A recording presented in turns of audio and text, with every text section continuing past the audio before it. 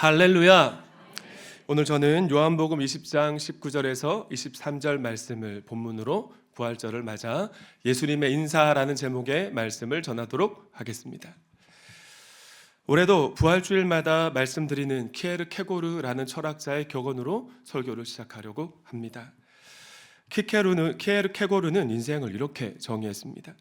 사형 온도를 받은 죄수들이 감방에 갇혀 있다가 한 사람씩 교수형장으로 끌려가는 모습을 바라보면서 자신의 순번을 기다리는 것과 같다.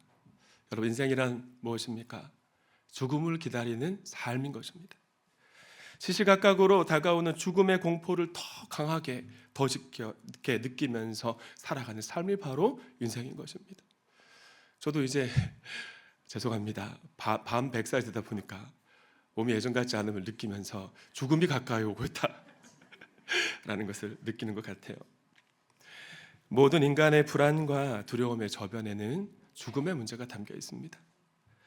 하나님의 아들 예수 그리스도께서 이 땅에 오셔서 바로 이 죽음의 문제를 해결하신 날이 바로 오늘 부활절인 것입니다. 할렐루야. 부활은 예수님이 하나님의 아들이시요 구원자, 메시아, 그리스도라는 가장 명확한 증거가 되는데요. 그런데 예수님의 부활하셨음에도 불구하고 그분의 부활을 내 부활로 믿고 받아들이지 않으면요, 여전히 내 삶은 고난 주간을 보내게 되는 것입니다. 2000년 전 예수님이 부활하신 그날, 바로 오늘 제자들의 모습도 그러했는데요. 19절 말씀 세번역 성경으로 한 번 더 읽어주십니다. 시작.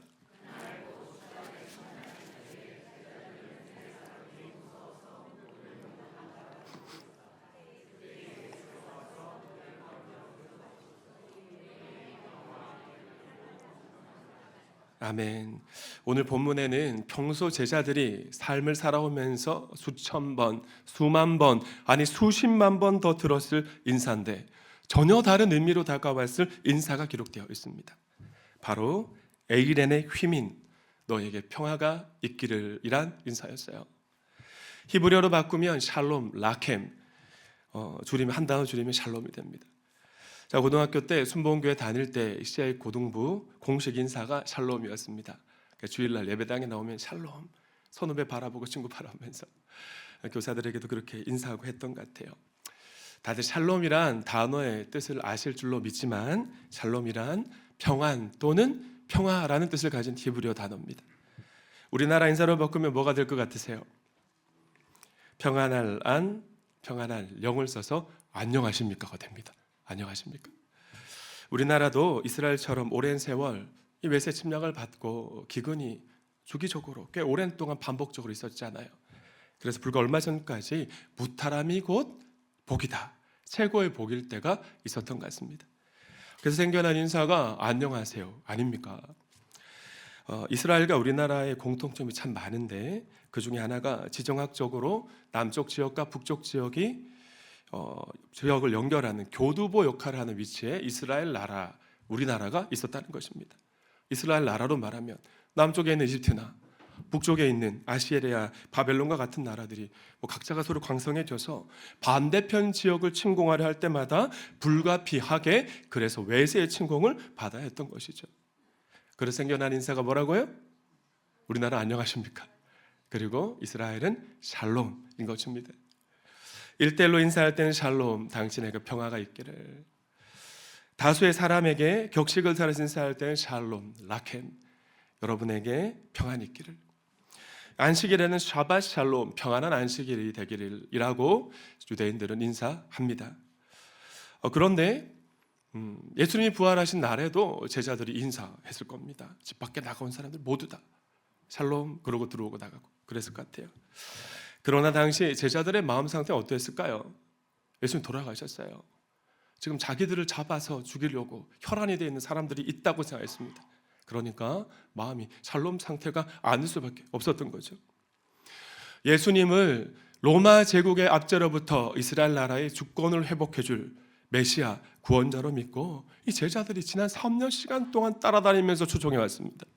그런데 예수님이 너무나 허망하게 로마 제국을 전봉하려 했다는 반란죄, 영모죄를 받고 선고받고 십자가 처형으로 돌아가신 것입니다. 제가 예수 영접 모임 시간마다 말씀드린 내용인데요. 과거 우리나라만 해도 영모죄를 범한 사람이나 영모에 가담한 사람을 어떻게 했습니까? 어떻게 했다고요? 뭐 그렇게 한 것 같아요. 삼족을 멸하는 능지 처참한 무서운 형벌을 내렸잖아요. 로마 제국도 마찬가지입니다. 반란을 획책하는 사람이나 가족이나 그의 친척이나 심지어 그가 속한 집단 전체를 그냥 뿌리를 뽑는다고 십자가형이나 화형이나 맹수에게 밥으로 던져주는 맹수형에 처하는 연자제를 시행했다고 합니다. 또 영모의 재발을 막기 위해서 방법, 장치를 차용했는데 갖고 왔는데 밀고도 받고 고발도 받고 고문을 해서라도 끝까지 우리나라 자주 듣는 뉴스에 듣는 단어 주요 임무 종사자들, 영모에 가담한 사람들을 찾아냈다고 해요. 그러니까 이 제자들이 얼마나 불안하고 초조했겠어요. 우리 잡혀가서 예수님처럼 십자가 청탕할까 봐. 혹시라도 유대인들이 자신들을 로마 총독에게 밀고 할까? 혹시라도 대제사장 가야바가 로마 병사들과 성전 경비병들을 끌고 와서 예수님 잡아가셨던 것처럼 나도 잡아갈까? 그래서 예수님처럼 십자가 처형을 받을까 한 두려운 마음이 있었습니다. 그래서 문을 꽁꽁 걸어 잠그고 있었던 거죠. 마치 우리가 상처받고 싶지 않아서 누구도 돌아오지 말라고 문을 걸어 잠그고 있는 것과 같은 모습입니다. 두 겹, 세 겹 문을 걸어 잠그고 숨어 있었던 것이요. 여러분 한번 생각해 보시죠. 만약 로마 제국이나 유대 지도자들이 제자들을 잡아들이려고 마음먹었다면 이거 문을 걸어 잠그고 있는다고 된 일이 아니잖아요. 어떻게 하는 게 가장 좋겠어요? 차라리 예루살렘을 떠나 은밀한 곳으로 도망가는 것이 더 안전해 보일 것입니다. 그런데 제자들이 다른 곳으로 도망가지 않고 집 안에 숨어 있었어요. 그 이유가 뭐냐? 첫째, 유월절 기간이었기 때문에 그렇습니다. 율법에 따르면 유월절 절기에는 예루살렘에 와서 머물고 제사 드리고 그러는 것이 원칙이었거든요. 그러니까 도시 출입도 제한되었습니다. 유월절 딱 시작이 되면 밖에 나가려고 하면 오히려 신분이 노출되기 때문에 유월절 기간이 마치기 전까지 이동하는 것이 더 위험이 있었기 때문이에요. 두 번째는 제자들이 극도의 충격과 혼란에 빠져서 도망갈 생각조차 못했기 때문일 수 있습니다. 여러분, 예수님이 겟세마네 동산에서 체포당하신 이후에 십자가 처형을 당하기까지 한 며칠 정도, 몇 시간 정도 시간이 걸린 것 같으세요? 불과 24시간, 하루도 채 안 되는 시간 안에 이 모든 일이 다 벌어진 겁니다. 순식간에 막 잡혀가고 고문당하고 십자가 처형당하고. 그러니까 우리 제자들의 마음이 어떠했을까요? 어안이 어벙벙했지 않겠습니까? 예수님이 정말 죽으신 거야? 기적처럼 막 다시 살아나시지 않을까? 우리도 잡혀가면 어떡할까? 뭐 이런 여러 가지 혼란스러운 생각들이 그들 안에 자리 잡고 있었을 것입니다. 세 번째는 예수님의 부활 예고 때문인데요. 성도님들, 우리 예수님은 세 차례나 십자가와 부활을 제자들에게 예고하셨습니다. 내가 앞으로 예루살렘에서 죽임을 당할 것이다. 그러나 반드시 3일 만에 다시 살아날 것이다. 할렐루야. 그럼에도 불구하고 제자들이 어떻게 반응했을까요? 예수님의 예고를 받아들이기는커녕 거부합니다. 예수님이 세 차례나 예고했음에도 몰라 절대로 그런 일이 일어나지 않을 거야. 예수님이 절대로 돌아가시면 안 되지 무슨 말씀을 하시는 거야? 그랬던 겁니다. 특히나 부활에 관한 예고는 더더욱 믿어지지 않았습니다. 그런데 예수님이 예루살렘에서 죽으실 것이라는 예고가 실제로 이루어진 거죠. 그러니까 예수님께서 부활하시겠다는 예고도 이루어지지 않을까 하는 마음이, 그런 생각이 마음 한켠에 남아 있었던 거죠. 그러니까 예수님이 3일 만에 부활하실 것이라고 약속하셨으니 3일까지는 한번 기다려보자, 그러고 있었던 거죠. 그래서 극심한 공포와 두려움 속에서도 예루살렘을 떠나지 못하고 집안에 꼼짝없이 숨어 있었던 것입니다. 제자들의 하루에 대해서 여러분 말씀을 드리면요, 사실 예수님이 부활하신 그날에 제자들의 하루는 너무 길었습니다. 아침 일찍 새벽부터 시작이 되었어요. 해가 뜨기 전 이른 새벽부터 예수님의 무덤에 간다고 여인들이 막달라 마리아, 야곱의 어머니 마리아, 살로메가 갔어요. 그러고 돌아옵니다. 그리고 부산을 막 떨면서 제자들 잠을 깨우는 거죠. 우리가 무덤에서 예수님 무덤에서 천사들 만났는데 예수님이 다시 살아나셨고 먼저 갈릴리로 가셨다는 말씀을 제자들에게 전하라고 하셨어요. 빨리 일어나라고 막 그런 거예요. 깜짝 놀란 베드로와 요한이 예수님의 무덤까지 갔다 왔잖아요. 막상 예수님의 무덤에 가서 무덤 안에 들어가 보니까 여인의 말대로 예수님의 시신이 있었습니까? 없었습니까? 없었고요. 예수님이 입으셨던 옷 세마포만 입고 시신은 없는 거예요. 그럼 좀 믿어야 되잖아요. 그럼에도 불구하고 막달라 마리아는 예수님의 부활을 믿지 못했습니다. 그냥 예수님의 시신이 없어졌다는 그냥 상황, 슬픔에 온통 빠져가지고 홀로 무덤에 남아서 여인들이 다 돌아가고 베드로와 요한도 돌아갔는데도 불구하고 남아서 울고 있었던 것이죠.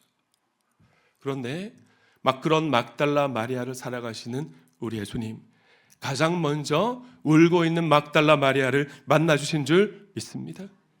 역시 천국은 침노하는 것이에요. 막달라 마리아가 그럼에도 불구하고 처음엔 예수님 못 알아봅니다. 동산지기로 착각했지만 예수님이 따뜻한 음성으로 마리아야 라고 부르실 때 비로소 부활하신 예수님이구나 라고 인식을 했어요. 예수님을 사랑하는 마리아, 누구보다 사랑하는 마리아가 부활하신 예수님을 만났으니 얼마나 기뻤겠습니까? 예수님은 마리아에게 이런 부탁을 하십니다. 요한복음 20장 17절 말씀 함께 읽습니다. 시작.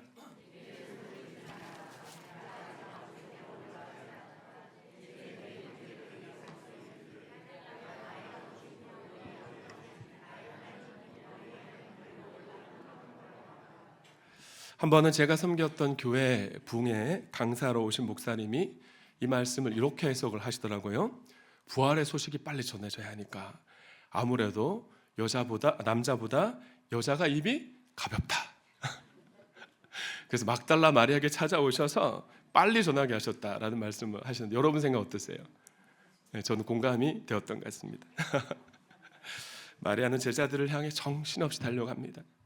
제자들을 만나서 내가 부활하신 예수님 만났다고, 우리 예수님 부활하셨다고, 예수님이 이런 말씀을 전하게 하셨다고 부산을 떨면서 정말 전했을 것 같아요. 자, 그러면 이쯤 되면 제자들이 예수님의 부활을 믿어야겠죠. 그럼에도 불구하고 제자들은 막달라 마리아의 말도 믿지 않았습니다. 이 여자가 예수님 시신 도둑 맞은 충격에 빠져서 헛것봤나 보다, 환청 들었나 보다라고 생각했던 것 같아요. 그러니까 여전히 문을 그냥 꽁꽁 걸어 잠그고 있었던 것 아니겠습니까? 그러다 글로바라는 제자와 또 한 사람의 제자가 자리에 일어섭니다. 계속 여기 있다가 나도 이상하게 되겠다라고 싶었나 봐요. 그래서 일어나 엠마오라는 고향으로 돌아갑니다. 근데 저녁 무렵에 이 두 사람이 다시 돌아와서는 이런 말 하는 거예요. 고향에 돌아가는 길에 부활하신 예수님 만난 것 같다. 부활하신 예수님과 함께 떡을 떼는 식사도 했다고 이야기를 하는 것입니다. 그러면 이쯤 되면 예수님의 부활을 제자들이 믿어야 되지 않겠어요? 그런데 제자들은 믿지 않습니다. 부활의 소식을 전하는 사람들이 늘어가면 늘어갈수록 오히려 더 불안하고 더 어수선해져 갔던 것이 제자들의 마음 상태였던 것이죠. 사랑하는 여러분, 부활하신 예수님이 저와 여러분과 함께 하시는 줄 믿습니다. 부활하신 예수님이 나와 함께 하신다는 사실을 온전히 믿고 그분을 붙잡지 않으면요, 제자들의 모습과 동일한 우리의 모습이 될 수 있는 거예요. 계속 고난 주간을 살아가게 되는 것입니다.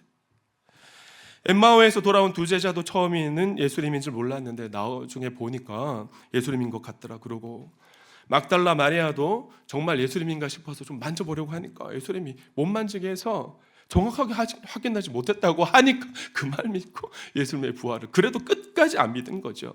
의심을 계속 가진 겁니다. 만에 하나 이런 부활의 이야기가 종교 지도자들의 귀에 들어가면 어떻게 되겠습니까?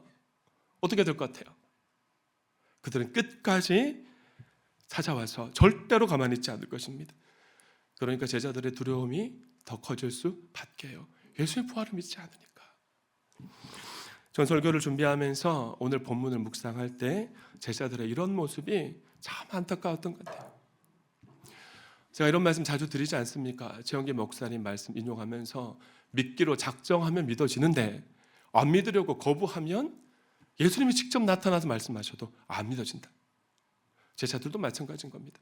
예수님의 부활을 단순하게 예수님 다시 부활하시겠다고 예고하셨으니 믿으면 될 텐데 그걸 안 믿으니까 부활에 관한 증언이 쏟아져 나오면 나올수록 오히려 더 혼란스럽고 두려움은 더 커져갔던 것입니다. 상황이 더 크게 보이고. 그러나 그런 안타까운 모습의 제자들을 부활하신 우리 예수님이 만나주신 줄 믿습니다. 눈으로 보고도 믿을 수 없는 놀라운 광경이 펼쳐진 거예요. 그럼 방금 전 영상을 통해 보신 것처럼 부활하신 예수님이 굳게 닫힌 문을 통과해서 제자들 가운데 나타나신 겁니다. 그리고 제자들에게 말씀하신 첫 마디가 뭡니까? 샬롬 라켄, 너에게 평강이 있을지어다. 20절 말씀 보실까요? 함께 읽습니다. 시작.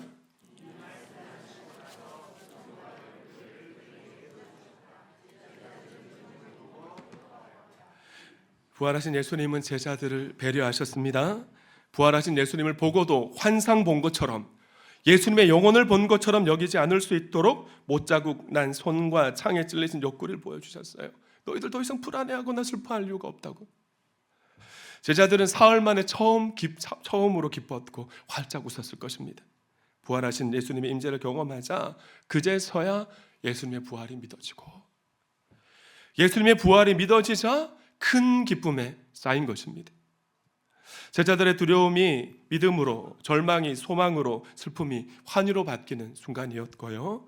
부활하신 예수님을 만난 그 순간 제자들의 삶이 송두리째 바뀌는 강력한 터닝 포인트를 경험하게 되는 것입니다. 이후 부활하신 예수님은 첫째, 제자들의 사명을 회복시켜 주셨습니다. 무엇을 회복시켜 주셨다고요? 사명. 슬픔에 겨워서, 두려움에 빠져서 사명의 십자가 내려놓고 있는 그들에게 사명을 회복시켜 주셨던 것입니다. 21절 말씀도 함께 읽어주실까요? 시작.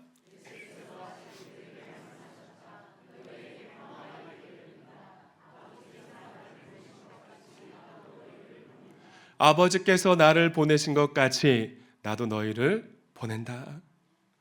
예수님이 부활하셨는데 제자들이 더 이상 슬퍼할 이유가 없잖아요. 두려워할 필요도 없습니다.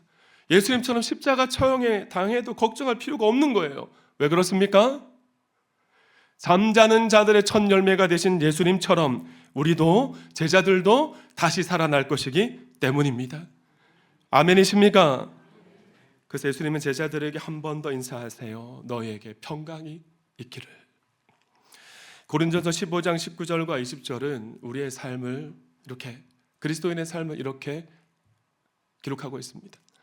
만일 그리스도 안에서 우리가 바라는 것이 다만 이 세상의 삶뿐이면 모든 사람 가운데 우리가 더욱 불쌍한 자니라. 왜 그렇습니까? 남들 전부 이 좋은 날 놀러 가는데 이 주일날 와서 예배 드리고 있는 것이 얼마나 어리석고, 어제 늦은 시간까지 유아부 교육 목자들 헌신하고 또 애들 섬기고 했는데 얼마나 바보 같은 일이에요. 20절, 그러나 이제 그리스도께서 죽은 자 가운데서 다시 살아나사 잠자는 자들의 첫 열매가 되셨도다. 사랑하는 동안가족 여러분, 기독교 신앙은요, 제가 예수영전 모임 시간에 강조하는 것처럼 그저 인문학 강의 듣고 단순히 감정적으로 위안받는 그런 종교가 아닌 것입니다. 성경에 대한 지식적 동의도 아니고요. 기독교 신앙이란 세상을 구원하시기 위해 성부 하나님이 사랑하는 성자 예수님을 이 땅에 보내신 것처럼 우리를 너무나 사랑하시는 성자 예수님으로부터 우리가 살아가는 가정과 일터로 보냄을 받은 그리스도의 제자의 삶을 살아가는 것인 줄 믿습니다. 바꾸어 적용하면 신약교회 성도들은 매 주일마다, 이 주일이 예수님 부활하신 날이잖아요. 그 주일을 부활절로 기념하여 지켰습니다. 그러니까 그들은요, 주일 예배로 모일 때마다 부활하신 예수님의 임재를 경험한 거예요. 부활하신 예수님을 만난 것입니다.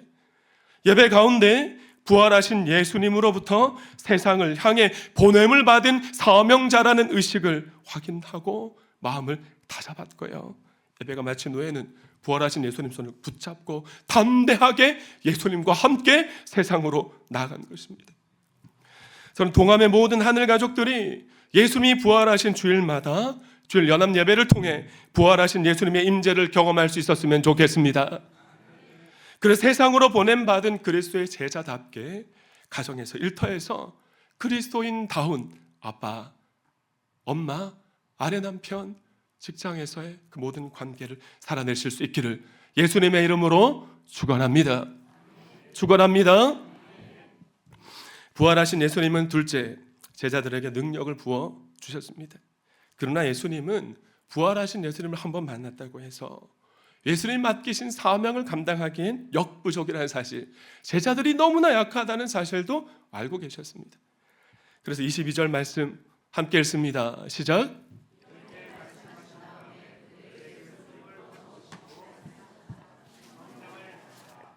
예수님이 제자들에게 숨을 불어넣으시고 하셨습니다. 여기서 숨이란 누구를 의미할까요? 하반절에 성령님을 의미합니다. 예수님은 제자들에게 성령 하나님을 불어넣으시면서 성령 받으라 라고 말씀하셨는데 왜 그런 말씀하셨을까요? 우리가 성령님으로 충만해야만 세상으로 보냄을 받은 그리스도의 제자로 살아갈 수가 있고요. 성령님으로 충만해야만 두려움과 연약함과 열등의식과 그 모든 복음을 싫어하는 어둠의 공격을 이길 수 있기 때문에 주님께서는 성령 충만해야 된다, 그렇게 부탁하신 것입니다. 그러나 예수님이 이 숨을 내쉴 때마다 막 성령님이 막 입김처럼 나온다는 말씀 아닌 것 같아요. 주님과 우리가 친밀하게 교제할 때 우리 안에 내재하신 성령님께서 충만하게 역사하신다는 말씀인데요. 종교개혁의 횃불을 높이 들었던 종교개혁자 마틴 루터, 여러분 아시죠? 얼마나 어려움이 컸겠습니까? 시시때때로 어려움에 봉착했습니다. 사방이 막혀서 개혁의 불꽃이 금방이라도 꺼질 것 같고 칠흑 같은 어둠 속에서 답답하고 암담할 때마다 큰 소리로 그 외쳤다고 합니다. 비비트, 비비트, 우리 주님이 살아계신다, 부활하신 주님이 나와 함께 계신다고 외친 것입니다. 그때마다 루터는 살아계신 그리스도, 부활하신 예수님이 나와 함께 하신다는 사실을 믿고 선포할 때 막혔던 문이 열리고 마음에 평안이 찾아오고 담대해져서 새빛을 볼 수 있는 용기가 생겼다고 하는데요. 우리도 마찬가지 아니겠어요? 우리 함께 그 마음을 느끼면서 함께 찬양했으면 좋겠습니다. 제가 찬양합니다. 거룩하신 하나님, 거룩하신 하나님, 주께 감사드리세. 날 위해 이 땅에 오신 독생자, 그분의 숨결을 느끼며 찬양합시다. 나의 마음과 뜻 다해 주를 사랑함. 그분은 날 위해 이 땅에 오신 독생자 예수. 내가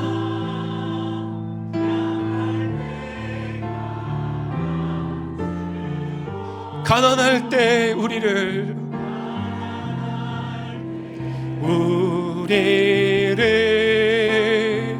부욕해 하신 나의 주 감사. 내가 약할 때 감추고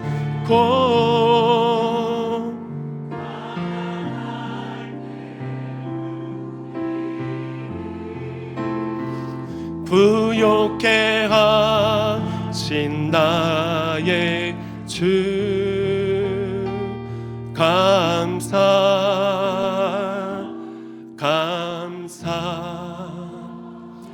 부활하신 예수님을 믿음의 눈으로 바라보려고 애쓰면서 찬양하시니 찬양할 때 어떤 마음이 드셨습니까?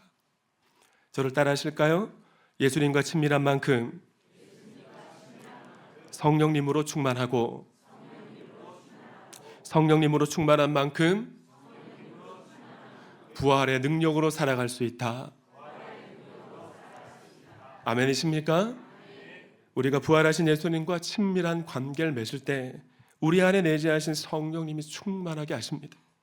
그렇게 오직 주의 성령님으로 주님이 보내신 우리 가정과 일터에서 그리스도인다운 삶도, 영혼 구원하여 제자 삼는 삶도, 일터 안에서 감당해야 될 그 모든 일들도 멋지게 살아낼 수 있을 것입니다.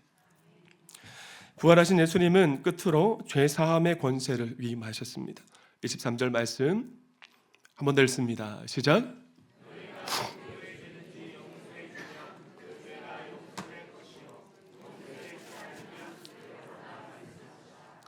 그러나 이 말씀에 담긴 의미가 우리에게 죄를 사해 줄 수 있는 그런 권세가 있다, 권한 주셨다 예수님이, 그런 의미는 아니겠죠. 복음을 통해 이루어지는 죄 사함의 원리에 관한 말씀입니다. 십자가와 부활의 복음은 반드시 죄를 이야기하고 회개를 촉구하는데, 죄가 죄인 줄도 모르고 무법자의 삶을 살아가는 사람들에게 죄를 회개하도록 촉구하라는 것입니다. 그럼 어떻게 될까요? 복음을 받고 회개하게 되겠죠. 예수님을 영접함으로 죄 사함을 받게 하라는 그런 의미의 말씀인 것입니다. 그러나 복음을 들은 사람이 복음과 회개를 제자들이 부활 믿지 않는 것처럼 거부하면 그 사람의 죄가 그대로 남아 있을 것이라는 말씀이에요. 말씀을 맺습니다. 어떤 유학파 출신 목사님이 목회하는 교회에 목사님 유학 시절에 함께 공부했던 친구 목사님 찾아오셨습니다. 안식년을 맞아 한국에 방문했을 때 친구 목사의 교회에 온 거예요. 근데 한국 교회 성도님들 얼굴 표정이 좀 어둡지 않아요? 저를 비롯해서 다들 좀 인상파들이 많으신데 사진을 찍을 때도 이러고 찍으시고 친구 목사님이 너무 오랜만에 한국교회 예배를 들으셨다 보니까 한국교회 성도님들 경건을 좀 실천하려고 하시다 보니 그런 모습이 있는데 그걸 모르고 걱정이 되셨나 봅니다. 외국인들 예배 보면 막 기뻐 춤추며 예배 그러니까 친구 목사님에게 물었대요. 당신 교회 무슨 일 있냐? 그래서 목사님이 무안해하시면서 하시는 말씀, 우리 성도님들이 늘 십자가를 묵상해서 그렇습니다. 그러자 방문한 목사님 안타까워하면서 이렇게 말했대요. 부활하신 주님을 아직 만나지 못했군요. 아직도 당신 교회 성도님들은 고난 주간을 보내 계십니다. 성도님들, 부활하신 예수님이 제자들에게 하신 샬롬이란 인사는 아무런 의미가 없는, 우리가 안녕하십니까 라고 인사하는 것 같은 그런 형식적인 인사가 아니었습니다. 평화로운 마음 상태 너희가 유지하려고 노력해라, 그런 말씀도 아니었습니다. 부활하신 예수님과의 관계적 확신을 의미하는 인사였다는 거예요.